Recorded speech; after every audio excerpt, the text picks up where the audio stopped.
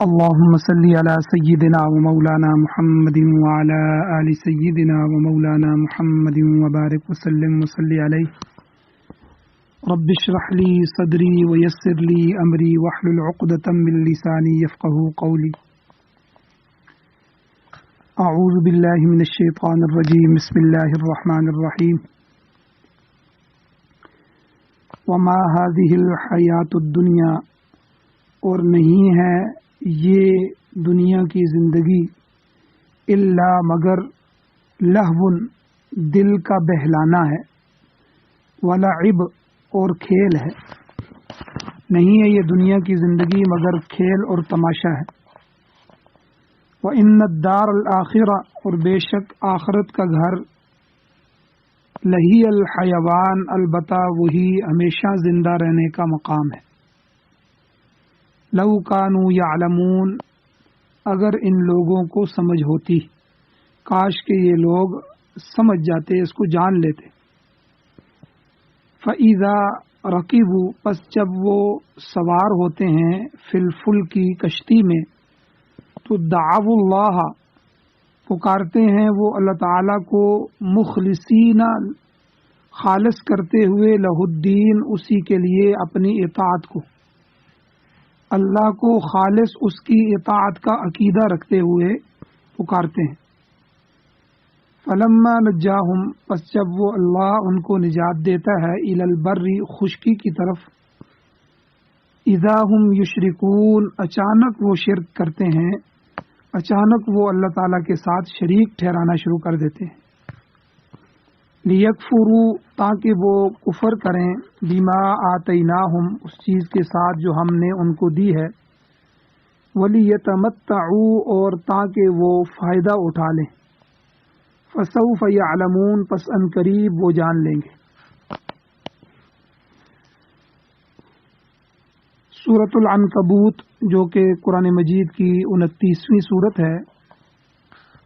اس کی آیت نمبر 64، 65 اور 67، 66، یہ 3 آیتیں آپ کے سامنے تلاوت ہوئی ہیں. آپ نے ان کا ترجمہ سماعت فرمایا. سب سے پہلے ربط آیات ہیں کہ ان آیتوں کا پچھلی آیات کے ساتھ کیا تعلق ہے. ابتلاء، امتحان اور آزمائش کے ذکر اور اس کی مثالیں بیان کرنے کے بعد اللہ تعالیٰ نے کافروں اور مشرکوں کا شکوہ بیان کیا کہ واضح دلائل کی موجودگی میں ان کا توحید سے انکار کرنا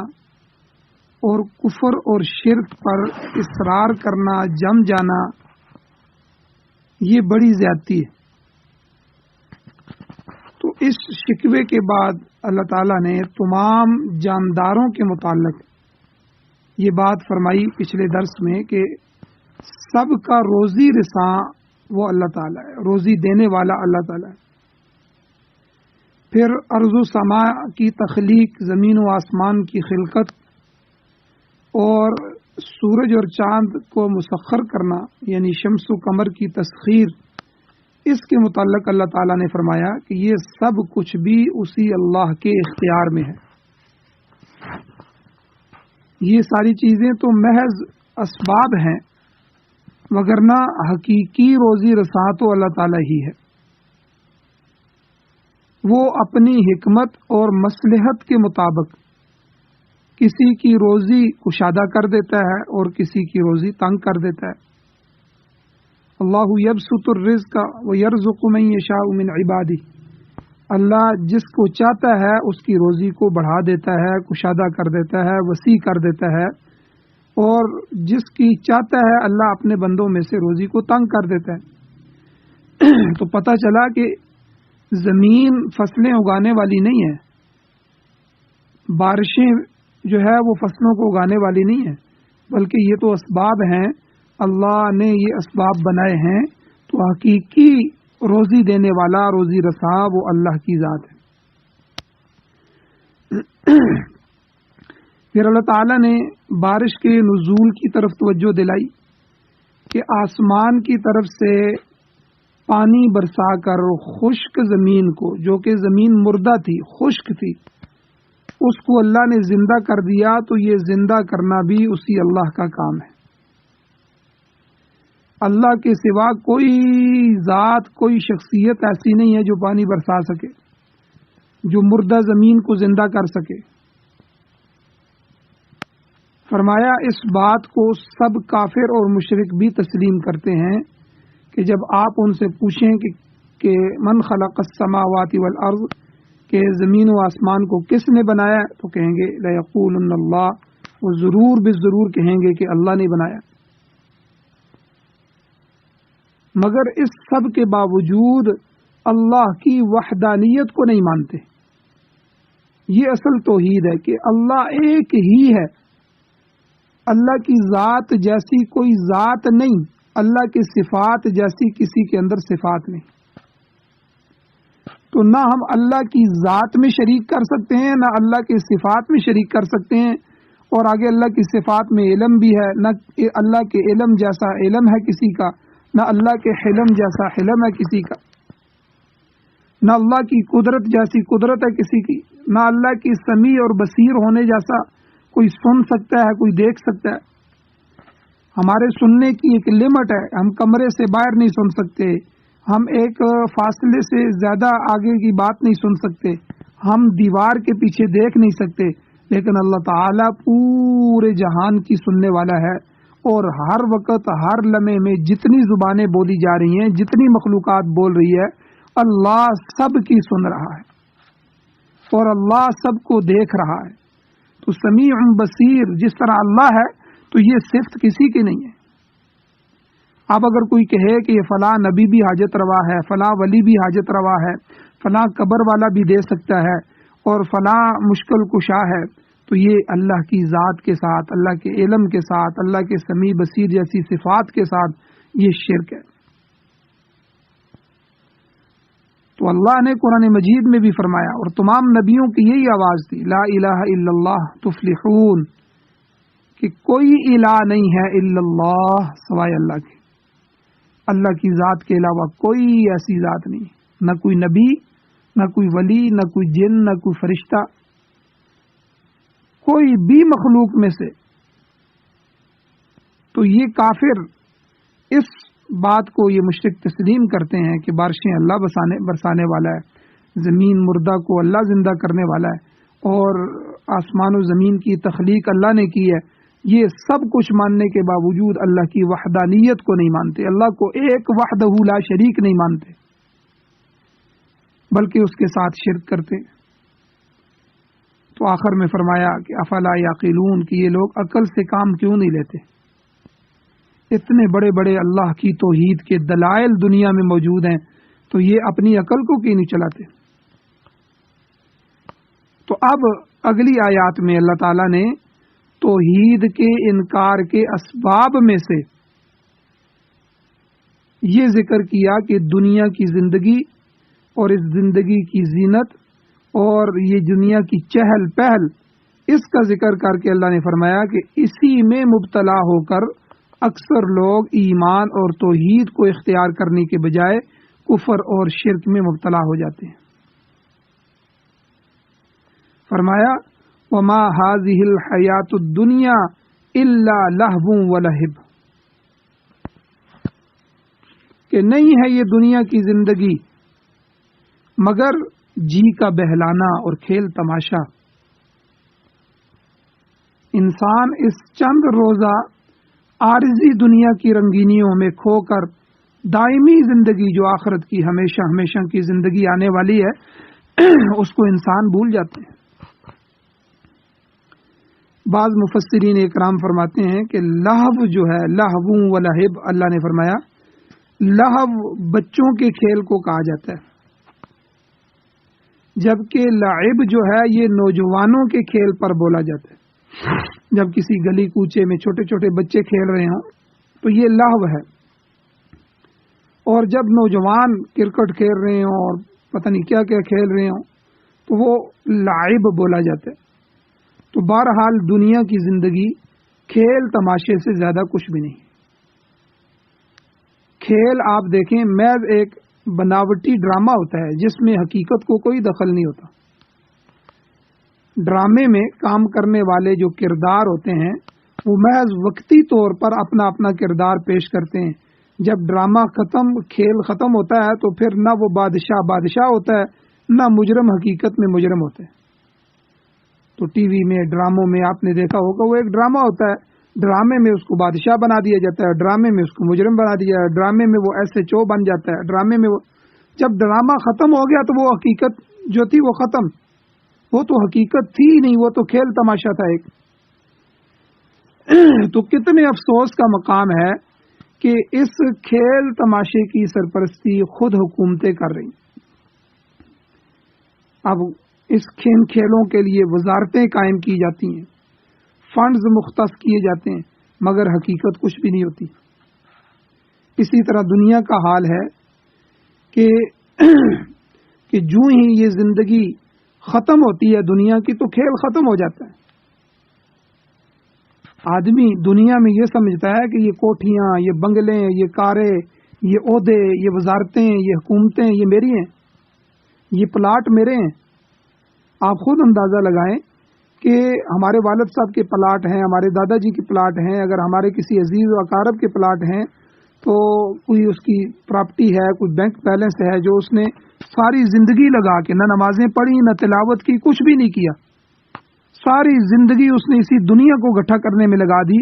اور جب وہ مر جاتا ہے، سانس نکل جاتا ہے تو لوگ اس کے جسم میں پہنے ہوئے کپڑے بھی اتار لیتے ہیں. اب یہ اس کے کس کام کے ہیں جی؟ گھڑی بھی اتار لیتے ہیں، بٹوا بھی نکال لیتے ہیں، موبائل بھی نکال لیتے ہیں، جس موبائل کے بغیر وہ پوری زندگی میں رہ ہی نہیں سکتا تھا. تو یہ کھیل تماشا ہے، دنیا کھیل تماشا ہے. جو ہی یہ زندگی کی تار ٹوٹی، غرغرہ شروع ہوا، آخرت کے مراحل نظر آنے شروع ہو گئے تو یہ زندگی کا کھیل تماشا ختم. لیکن انسان ہے کہ اسی میں مشغول ہو کر، اسی میں مشغول ہونے کی غفلت کی وجہ سے آخرت کو بھول جاتے ہیں. اللہ تعالیٰ نے دن رات میں 5 مرتبہ نماز فرض کی ہے. اللہ یہ چیک کرنا چاہتے ہیں بار بار اذانیں دے کے. اللہ اذان دیتے ہیں، دلواتے ہیں، تو بندہ اللہ کا منادی جب اذان دیتا ہے مؤذن تو لوگوں کو کہتا ہے حی علی الصلاۃ، اللہ کا حکم ہے نماز کی طرف آ جاؤ. حی علی الفلاح، لوگوں جو تم نے گھروں میں، پراپرٹیوں میں، عہدوں میں اور اپنی تجارتوں میں اپنی کامیابی اور فلاح سمجھی ہے، یہ نہیں ہے، یہ نماز میں فلاح ہے. حی علی الفلاح، آ جاؤ اب فلاح کی طرف، کامیابی کی طرف. لیکن انسان، میرے پاس وقت نہیں ہے، میں یہاں ہوتا ہی نہیں ہوں، میں کیا کروں جی، وقت نہیں نکلتا. نماز کے لیے اللہ کے سامنے جس اللہ نے ہمیں جوانیاں دی، جس اللہ نے ہمیں اولادیں دی، جس اللہ نے ہمیں کاروبار دیے، جس اللہ نے ہمیں مال و دولت دی، جس اللہ نے ہمیں سب کچھ دیا، صحت والی زندگی، عافیت والی زندگی عطا فرمائی، تو انسان بھول جاتا ہے اس کے سامنے سجدہ ریز ہونے سے، گویا کہ ایک طرح کا عملاً انکار کر دیتا ہے. تو اللہ تعالیٰ نے اس دنیا کی بے ثباتی کو بھی بیان فرمایا، اور اس دنیا کی بے ثباتی کو حکماء نے بھی، ادیبوں نے بھی، شاعروں نے بھی اپنے اپنے انداز میں جو ہے وہ بیان فرمایا. چنانچہ مولانا جامی رحمۃ اللہ علیہ فرماتے ہیں، فارسی کا ایک شعر ہے کہ اے دل تو کب تک اس مجازی عمل میں بچوں کی طرح خاک سے کھیلتا رہے گا. بچے مٹی کے یا ریت کے گھروندے بناتے ہیں، بنا کر کھیلتے ہیں، پھر جب اٹھتے ہیں واپس جانے کے لیے، گھر جانے کے لیے، تو جاتے وقت پاؤں کی ٹھوکر مار کے انہیں توڑ پھوڑ دیتے ہیں. تو دنیا کی مثال بھی ایسی ہے. اور حافظ شیرازی صاحب رحمۃ اللہ علیہ، یہ شاعر ہیں بہت بڑے، انہوں نے بھی ذکر کیا، فارسی کا ایک شعر ہے کہ اس منزل جانا میں عیش و آرام کیسے حاصل ہو سکتا ہے جب کہ گھنٹی بج رہی ہے، اور ہر وقت خبردار کیا جا رہا ہے کہ کجاوے کس لو، ان قریب کوچ کرنے والے ہو. مطلب یہ ہے کہ اس عارضی زندگی کے خاتمے کے لیے ہر آن حکم خداوندی کا انتظار رہتا ہے۔ تو ایسی دنیا کی بے ثباتی پر لوگ غور کیوں نہیں کرتے؟ کیوں نہیں دیکھتے کہ ہم روزانہ دیکھتے ہیں کتنے نوجوان حادثوں کا شکار ہو رہے ہیں، کتنے جو ہے بچے مر رہے ہیں۔ تو موت کے لیے کوئی وقت نہیں ہے کہ بندہ بوڑھا ہو کے مرے گا، بڑھاپے کے بعد مرے گا، فلاں عمر کا ہو کے مرے گا۔ کسی کی موت کا وقت کوئی پتہ نہیں۔ آج وہ صبح ٹھیک ٹھاک گھر سے نکلا ہے، لیکن موت اس کے شکار کے لیے کھڑی ہے۔ ایک شاعر نے کہا، عربی کا شعر ہے، اس کا ترجمہ ہے کہ اگر غور کی آنکھ سے دیکھو تو اس کمینی دنیا کو خیال سے زیادہ نہیں پاؤ گے۔ تأمل فی الوجود بعین فکر ترد دنیا جمیلتن کالخیالی، کہ اگر غور کی آنکھ سے دیکھو تو اس یعنی تھوڑی دیر فکر کر لو بیٹھ کے کہ میرے اتنے سال گزر گئے ہیں، کیا مجھے پتہ چلا ہے میری زندگی کے 30 35 40 50 سال گزر گئے ہیں،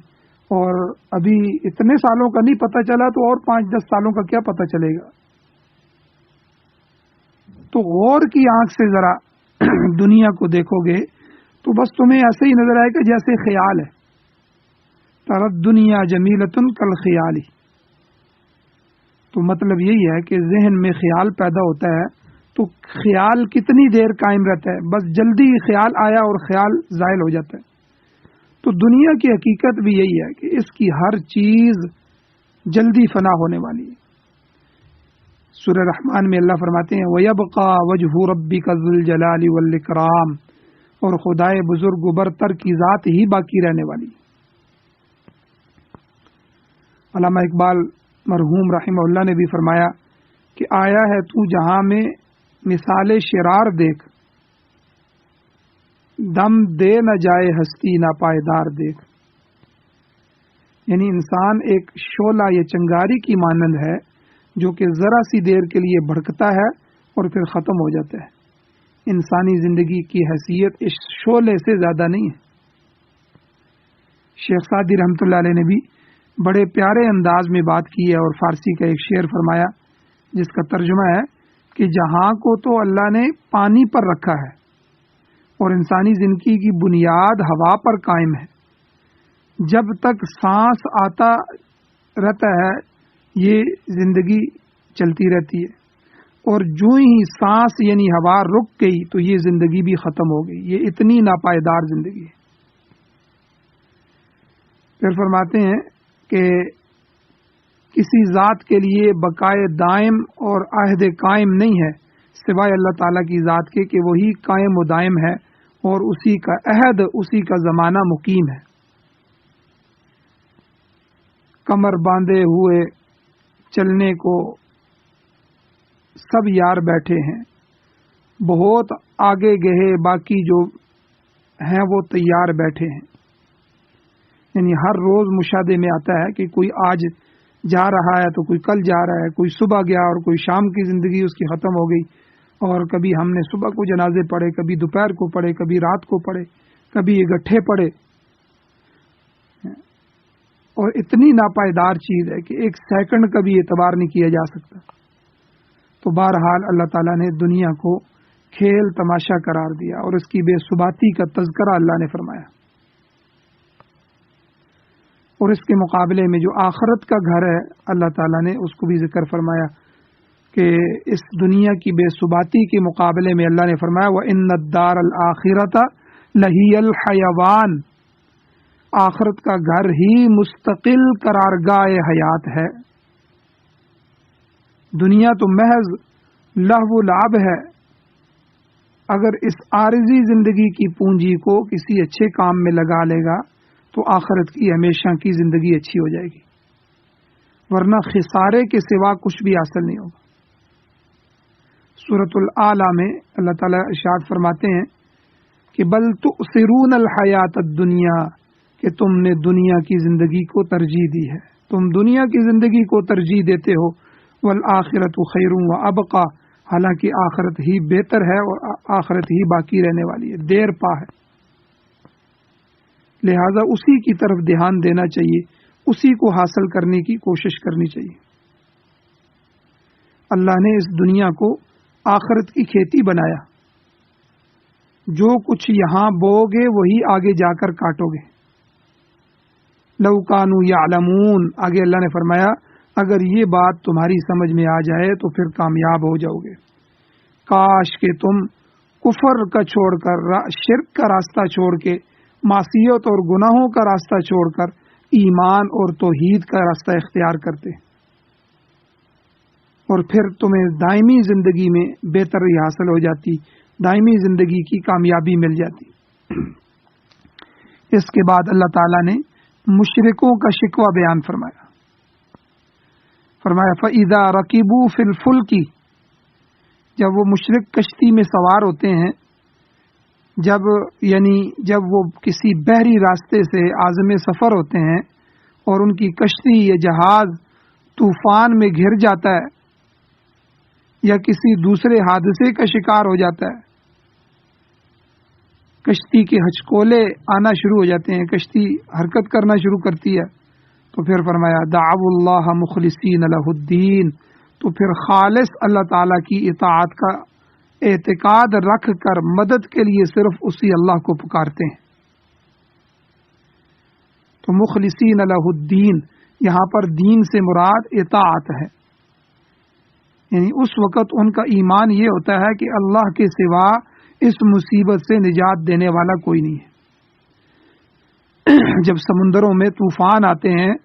تو 1,00,000 ٹن وزنی جہاز بھی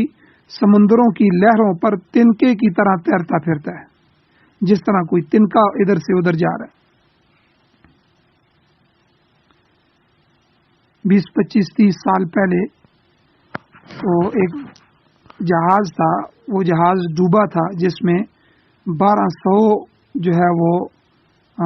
آدمی سوار تھے، مگر صرف 250 کے قریب آدمی بچ پائے۔ تو بچ رہنے والوں نے جب جہاز کی غرقابی کا جو منظر دیکھا تو اس قیامت صغریٰ کو وہی جانتے ہیں۔ فرض ہے کہ ایسے مشکل وقت میں بعض لوگ صرف اللہ ہی کی طرف متوجہ ہوتے ہیں، جیسا کہ عدی ابن حاتم طائی رضی اللہ تعالیٰ عنہ کے واقعے میں آتا ہے کہ جب کشتی طوفان میں پھنس گئی تو ملاحوں نے کہا کہ اب صرف اللہ ہی بچا سکتا ہے، اس موقع پر کوئی دوسری ہستی کچھ بھی نہیں کر سکتی۔ تو اسی بات سے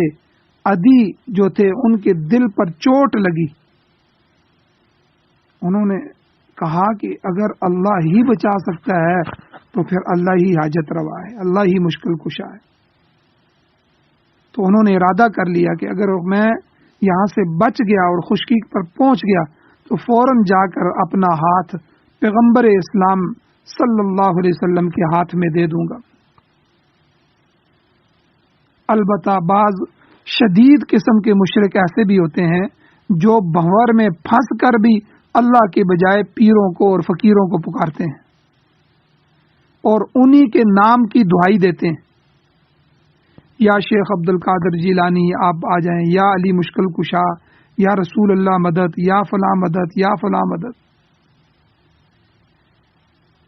یعنی اتنے بدبخت ہوتے ہیں کہ جن مشرکین مکہ کا اللہ تعالیٰ یہاں ذکر فرما رہے ہیں وہ کم از کم کشتی جب پھنستی ہے یا انتہائی مشکل حالات میں ہوتے ہیں تو پھر اللہ کو مشکل کشا حاجت روا سمجھ کے مخلصین لہ الدین، خالص اپنی اطاعت اور دین کو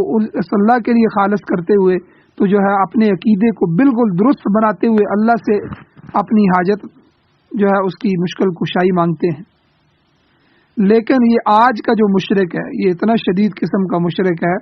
کہ جو بھنور میں پھنس جاتا ہے، مشکل حالات میں پھنس جاتا ہے، تب بھی اللہ کی بجائے پیروں کو، نبیوں کو آوازیں دے رہا ہے، اولیاء کو آوازیں دے رہا ہے، فقیروں کو آوازیں دے رہا ہے، ان کے نام کی دہائی دے رہا ہے۔ چنانچہ آپ نے اپنے معاشرے میں اس قسم کے نعرے سنے ہوں گے، یا بہاء الحق بیڑا دھک۔ حضرت بہاء الحق جو ہے اللہ والے تھے، ان کا نام لے کے ان کو پکارتے ہیں کہ ہمارے بیڑے کو پار کر دیجیے۔ عام طور سے بڑے سے بڑا مشرک بھی اللہ تعالیٰ کی طرف رجوع کرتا ہے اور مشکل وقت میں اسی کو پکارتا ہے۔ پھر اللہ تعالیٰ نے فرمایا فلما نجاہم الی البر، پھر جب اللہ تعالیٰ ان کو طوفان سے بچا لیتا ہے اور خشکی کی طرف لے آتا ہے، اذا ہم یشرکون، تو یہ لوگ پھر شرک کرنے لگتے ہیں، پھر دیگیں چڑھنا شروع ہو جاتی ہیں، پھر نظر و نیاز ہوتی ہے، کبھی داتا صاحب کی قبر پر حاضری دی جا رہی ہے، کبھی خواجہ صاحب کے ہاں اور کبھی کسی دوسرے قبر والے کے ہاں، گویا کہ طوفان سے بچانے والے یہی لوگ ہیں۔ تو جس اللہ نے انہیں موت کی آغوش سے بچایا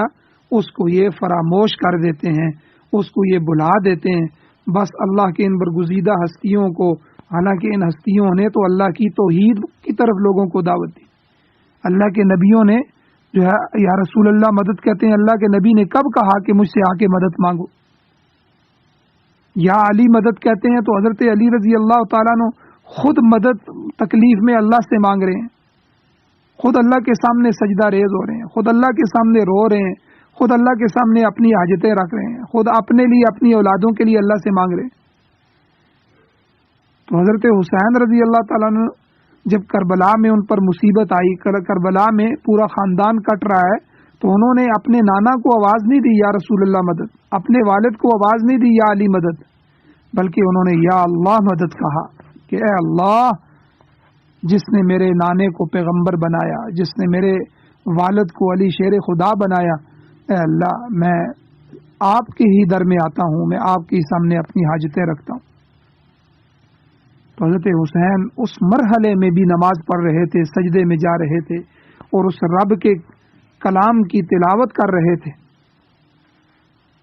تو ان ہستیوں نے ہمیں ہر حال میں سمجھا دیا کہ ہر حال میں مشکل کشا، حاجت روا اگر کوئی ہے تو وہ صرف اللہ کی ذات ہے۔ لیکن کتنے بدبخت لوگ ہیں کہ انہی ہستیوں کو ہی خدا بنا لیا، انہی ہستیوں کو حاجت روا مشکل کشا بنا لی۔ تو اللہ یہی کہتے ہیں کہ فلما نجاہم الی البر،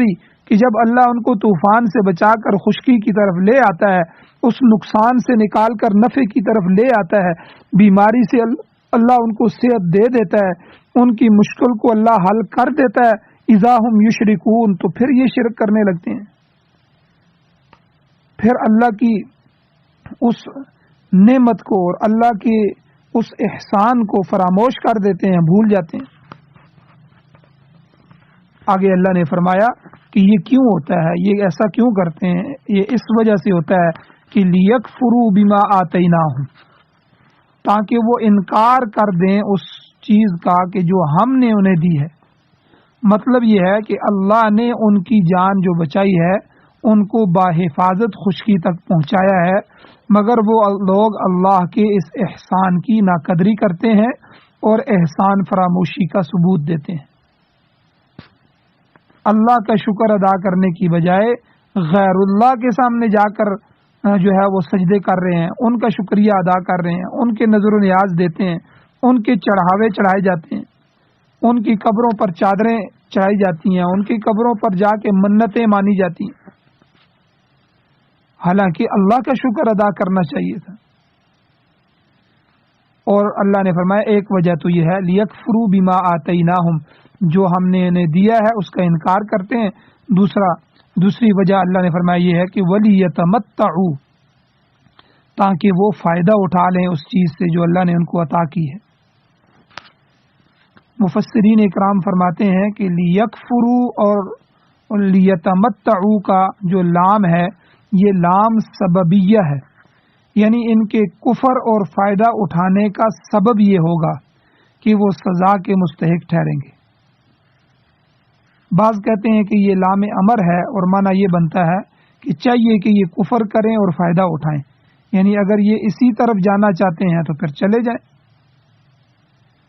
تو اس قسم کا جو طرز تخاطب ہوتا ہے، یہ اس قسم کا جو مخاطب ہونے کا انداز ہوتا ہے، یہ وعید کے لیے ہوتا ہے، یاد رکھیں۔ جیسے اللہ تعالیٰ نے قرآن مجید میں سورہ حامیم سجدہ میں فرمایا اعملوا ما شئتم، جو تمہارا جی چاہتا ہے کر لو، جو چاہتا ہے عمل کرو، ہم حساب لے لیں گے، آخر میں ہمارے پاس ہی آنا ہے۔ تو یہ وعید ہے، یہ نہیں ہے کہ اللہ حکم دے رہے ہیں بھئی میں تمہیں آزاد چھوڑ رہا ہوں، تم جو چاہو عمل کرو، میں نہیں پوچھوں گا، بلکہ یہ اللہ کا جو مخاطبت کا انداز ہے یہ وعید کے لیے، اعملوا ما شئتم، اچھا باز نہیں آتے تو کرو جو مرضی ہے، اعملوا ما شئتم۔ اور بعض حضرات فرماتے ہیں کہ یہ لیکفروا اور لیتمتعوا کا جو لام ہے یہ عاقبت ہے، یعنی یہ لوگ کفر کرتے ہیں اور اللہ کی نعمت کی ناقدری کرتے ہیں اور شکریہ ادا نہیں کرتے، تو اس کا انجام اور اس کی عاقبت یہ ہوگی کہ ہماری عطا کردہ چیزوں کے ناشکر گزار بن جائیں گے اور اس دنیا کے مال و متاع سے فائدہ اٹھاتے رہیں گے، جو کہ بالکل ایک عارضی چیز ہے۔ اور اسی طرح سورہ زمر میں اللہ تعالیٰ فرماتے ہیں کہ کل تمتع بکفرک قلیلا انک من اصحاب النار،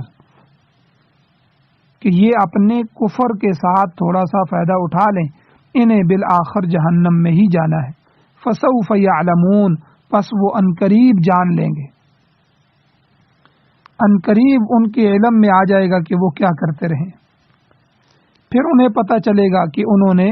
دنیا کی عارضی مہلت کو کس طرح ضائع کیا، اور اللہ تعالیٰ کی نعمت کا شکر ادا کرنے کی بجائے کس طرح وہ کفر کرتے رہے، کس طرح شرک اور شرکیہ رسومات ادا کرتے رہے، گویا کہ وہ اس طرح کر کے کہ اللہ نے جب بچایا ہے، اللہ نے جب مشکل حل کی ہے، اللہ نے نقصان سے محفوظ فرما دیا ہے، تو اب وہ اللہ کا شکر ادا نہ کر کے گویا کہ اللہ کے غضب کو دعوت دے رہے ہیں، اللہ کے غضب کو دعوت دے رہے ہیں۔ تو اس لیے ہمیں اپنی زندگی سے شرک کو صاف کرنا چاہیے، کفر، نفاق، فسق و فجور اور عصیان اور گناہوں سے ہمیں اپنے توبہ کرنی چاہیے، اور خالص جو ہے وہ توحید کو اپنانا چاہیے۔ اللہ تعالیٰ سے دعا ہے اللہ ہمیں عمل کی توفیق عطا فرمائے، اللہ تعالیٰ ہمارے